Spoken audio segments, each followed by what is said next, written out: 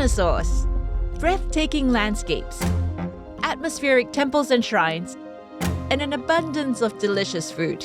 These are the things that Fukui has to offer.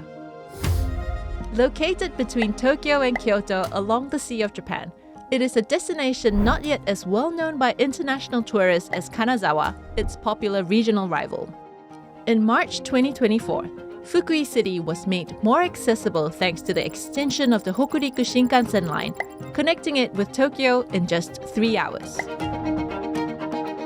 On my previous trip, I saw centuries-old ruins, ate my weight in crab, the local delicacy, The best meal of my life. and visited one of the world's top dinosaur museums. This time, on my way to Kyoto, I'll make an overnight stopover in Fukui for 2 days to check out other natural and popular attractions in and around the city. Arriving via the Hokuriku Shinkansen from Tokyo, I alight at Awara Onsen and jump on a bus to the rugged coast of Tojinbo, then make my way to central Fukui by bus and train, and check into my accommodation before going on a hunt for some tasty local specialties. On day 2, I enjoy a stroll around the Asuwagawa River not far from my hotel, then take a train and taxi to explore the grounds of one of the region's most atmospheric shrines. And finally, head back to the station to continue on to Kyoto. So join me, Raina Ong, staff writer for JapanGuide.com, as I return to Fukui for an overnight trip taking in its natural beauties.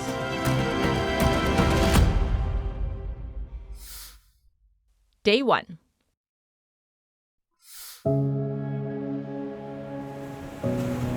Stretching over a kilometer along the coast are the rugged cliffs of Tojinbo, made up of columnar joints created by volcanic eruptions about 12 to 13 million years ago.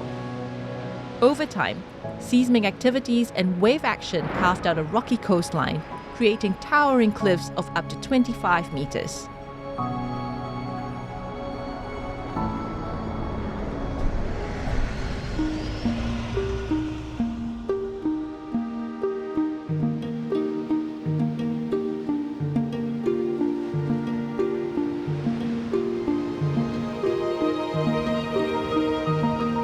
Upon arriving, one thing I notice immediately is the visitors walking right up to the edge of the cliffs. Now, this is not for the faint-hearted or those with a fear of heights, but today, I'm feeling adventurous.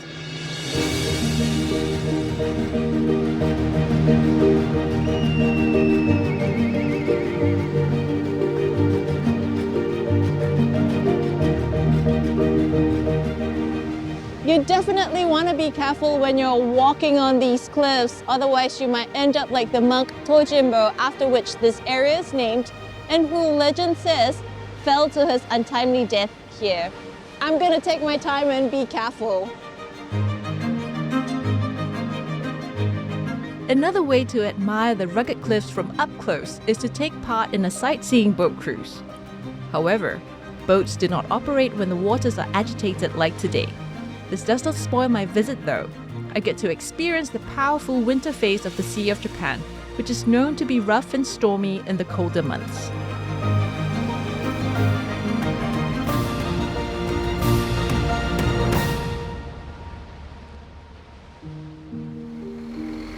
Leaving Tojinbo behind, it's time to head to central Fukui and check into my accommodation for the night. More dinosaur fossils were found in Fukui than anywhere else in Japan, and the city fully embraces its dinosaur kingdom image. As a dinosaur fan, I couldn't be more excited. I'm always really happy to come to Fukui because why would I not be when there's so many dinosaurs just outside the station? And tonight I'll be staying at this hotel over here. Conveniently located right next to the station is the Courtyard Fukui, which opened in March 2024, coinciding with the opening of the extension of the Hokuriku Shinkansen line to Tsuruga. Boasting spacious rooms with ample facilities, the modern hotel is also one of the tallest buildings in Fukui City.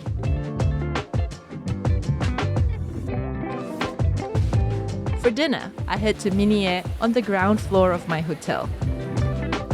the one-stop shop for all things Fukui contains restaurants, a curated souvenir supermarket, pop-up shops, and a local microbrewery which catches my eye. Created by two friends from Fukui, our brewing's craft beer is made on location in MINIE and is popular amongst the locals. This beer that I've ordered came recommended because it won the gold prize in the international beer competition. Now it's made with local Fukui rice and I'm gonna give it a try. Kanpai! Oh, it's good. It tastes like melons. It's got this sweet and clean aftertaste. It's good.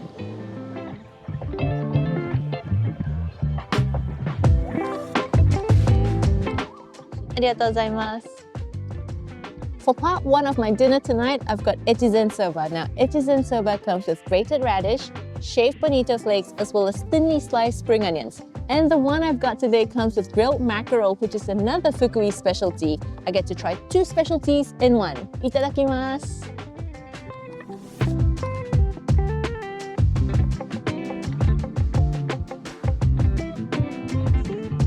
I'm a very happy girl right now. Now, when I'm on a trip, I enjoy sampling as many local delicacies as possible, and I've got just enough space for one last spot before calling it a night. In addition to ordering the main dishes here at Kaketsuke, you can also order the sake pairing set that comes with small dishes that change every day. Kanpai!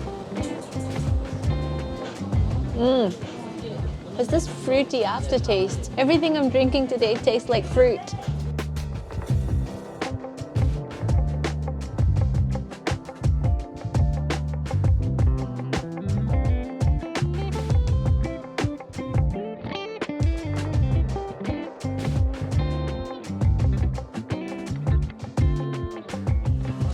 Everything is so good.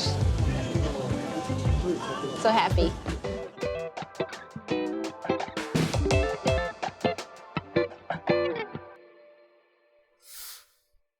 Day 2. As the sun rises over the city, I take a stroll along the banks of the Asuwagawa River.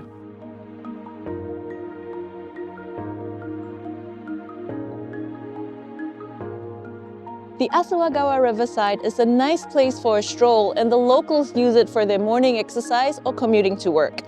Now come spring, the cherry trees on my left and right transform the entire riverside into a sakura wonderland like this.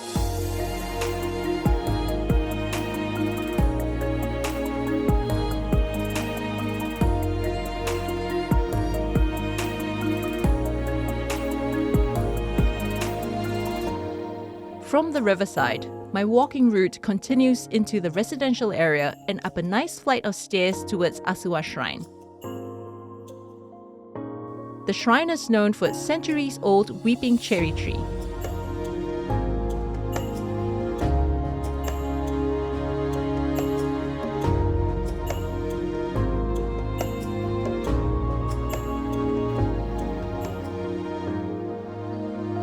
On my way back to the hotel, I stopped by a traditional sweet shop in the area, famous for fukunone, which is made up of 2 layers of mochi rice cake sandwiched with fluffy sponge cake.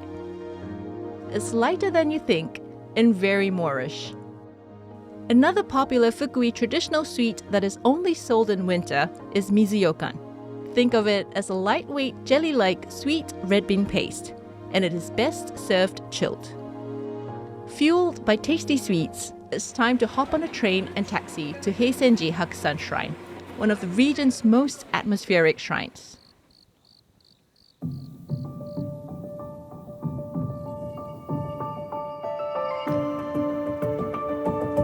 Hakusan is ranked as one of Japan's 3 most sacred mountains, alongside Mount Fuji and Tateyama. Heisenji Hakusan Shrine was formerly a temple founded in 717 by a monk from the region. Legend has it that he was praying by this pond when the goddess of Hakusan appeared and showed him the way to the summit of the mountain.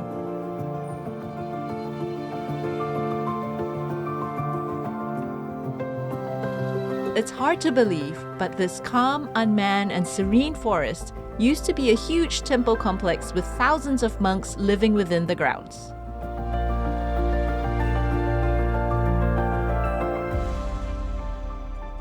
This offering hall that you can see behind me was built in the mid-19th century, and its original, which burnt 2 centuries before, was said to be one of the largest in the country, and its foundation stones still remain to be seen on the left and right.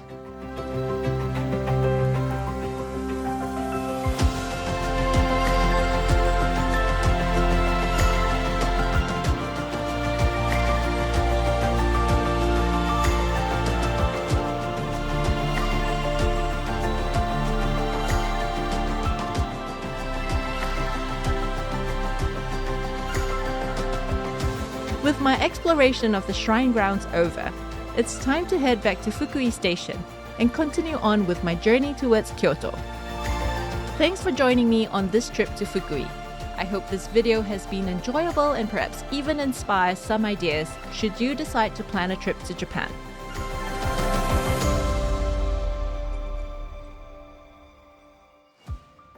For more information about this trip or to watch another video, click the links on the screen now, or head over to japanguide.com, your comprehensive, up-to-date travel guide firsthand from Japan.